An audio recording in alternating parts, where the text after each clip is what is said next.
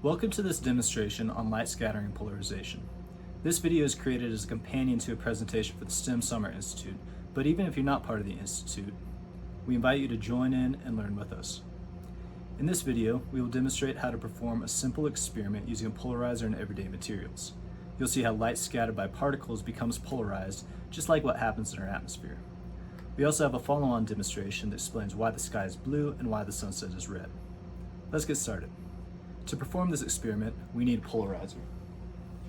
This polarizer was cut from a larger sheet polarizer, which was fairly inexpensive on Amazon. We also need a few common items: a clear cup, a white flashlight, preferably one with an adjustable focus, and milk.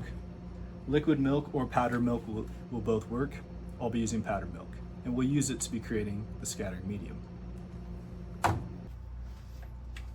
To begin, we need to prepare the mixture. First, fill the cup with water. Next, add a few drops of milk or a small amount of powdered milk to the mixture.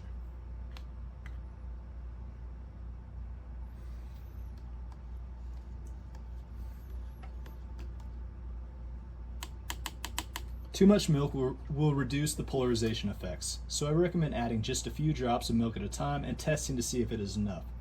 Start small, you can always add more later. The mixture should appear faintly white but still translucent. Let's move on to the first observation. The first observation is with side illumination. These effects are more visible in a dark room, so I've dimmed the lights. The light from the flashlight is randomly polarized, meaning that there is just as much light that is horizontally polarized as there is light that is vertically polarized. Move the flashlight to the side of the cup and shine it through the mixture. Look at the light from the front of the cup, which is where I've positioned the camera. Now take the polarizer. With the pass axis indicated by this arrow, and view the light with the pass axis pointing vertically. Nothing changes. But when I rotate the polarizer horizontally, the beam disappears. This means that the scattered light is vertically polarized. If we now move the flashlight to the top of the cup and shine it downward, and view the light through the polarizer with the pass axis oriented vertically, we see that the beam has disappeared. It appears, however, when we rotate the polarizer to allow horizontally polarized light through. This indicates that the light scattered from this configuration is horizontally polarized.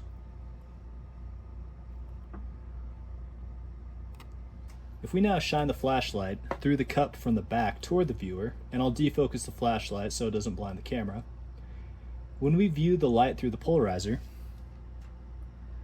we can see that the light does not change its brightness as it passes through the milk, no matter what the orientation of the polarizer is.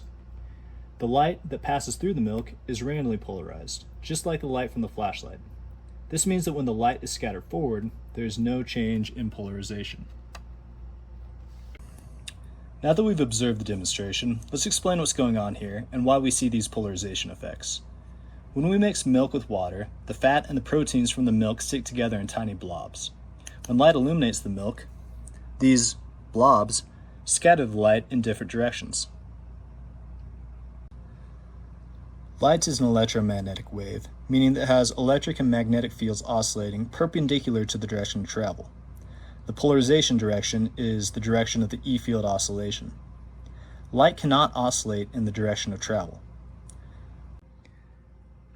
With side illumination, some of the light is horizontally polarized and some of the light is vertically polarized from the perspective of the flashlight. However, from the perspective of the viewer, this light oscillates vertically and into and out of the page. The component of the light that is oscillating into and out of the page cannot propagate from the cup towards the viewer, so the only light that reaches the viewer is the vertically polarized component. Similarly, when the light shines from the top of the cup, the electromagnetic field oscillates vertically and horizontally from the perspective of the flashlight, but horizontally and into and out of the page from the perspective of the viewer, making the light appear horizontally polarized. When the light shines from the back of the cup, the horizontal and vertical components of the E field appear horizontal and vertical from the perspective of the viewer, meaning that both components can be scattered forward and that there is no change in the polarization state. You may have noticed that a small amount of the light is still visible, when theory says that it should be completely extinguished. This is caused by multiple scattering events in the cup of milk and imperfections in the polarizer. A similar effect can be observed by placing the polarizer in front of the flashlight before it illuminates the cup of milk.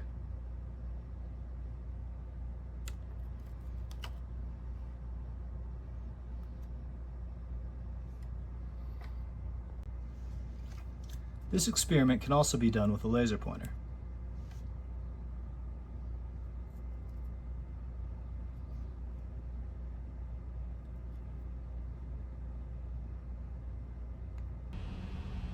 Our experiment with milk and water provides a simple and useful analogy to our atmosphere and serves as an explanation for the polarization of the clear sky.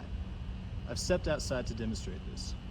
If you look at the clear sky through a polarizer and rotate the polarizer, you'll notice that certain parts of the sky will appear lighter or darker.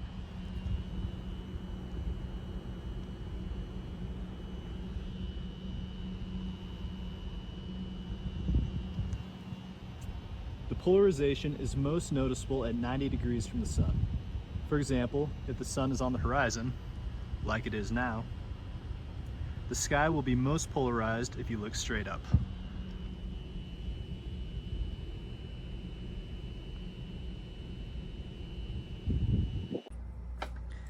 Now, let's explore our follow-on activity. We have our original setup of a cup filled with clear water, a white flashlight, and milk, in my case powdered milk. First, let's shine the flashlight through the clear water. Notice how the light that passes through remains the same color of white as it is out of the flashlight. Now let's add a small amount of powdered milk.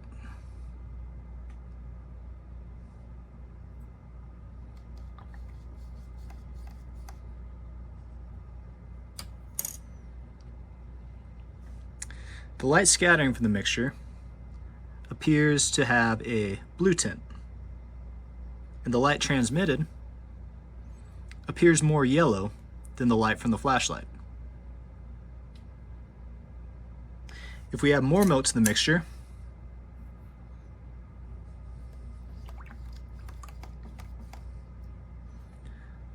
the light becomes orange. To understand this better, think of blue light as being similar to high-frequency treble sounds and red light being similar to low-frequency bass sounds. Imagine hearing loud music from a car being driven down the street. Inside the car, the treble sounds and the bass sounds are at about the same volume. However, outside the car on the sidewalk, the bass sounds are louder than the treble sounds, leading to the music sounding boomy. Just as bass sounds are able to penetrate objects much easier than treble sounds, red light is able to penetrate our mixture much more easily than the blue light, which is scattered more to the side. This is why the sky is blue. The blue light from the sun is scattered by the molecules in our atmosphere, or the milk in our mixture, more so than the red light, leading to a blue color when observed from the side. During sunrise and sunset, light from the sun passes through a thicker layer of the atmosphere, and much of the blue light has been scattered out on its way through the atmosphere, making the light that reaches our eyes appear more orange or red. I've taken a step outside to show an example. The light scattered by the sky appears blue, but the sun itself at sunset appears red. We currently have a lot of forest fire smoke in the air right now, which explains why the sun appears deeply red rather than an orange or a yellow. Let's recap what we've learned today. When we mixed milk with water, we created a simple model of our atmosphere. By illuminating the mixture from different orientations and viewing the mixture through a polarizer, we saw how light's polarization changes, just like it does in the sky. Remember that the polarization of light and the electric field oscillation is always perpendicular to the direction of travel. The follow-on activity with our color observation showed us how the atmosphere affects the color of scattered and transmitted light. This explains the blue sky and the red colors in the sunset. And that concludes our video. We hope that your students enjoy this experiment and leads them to a greater appreciation of the science behind what we see every day. Thank you.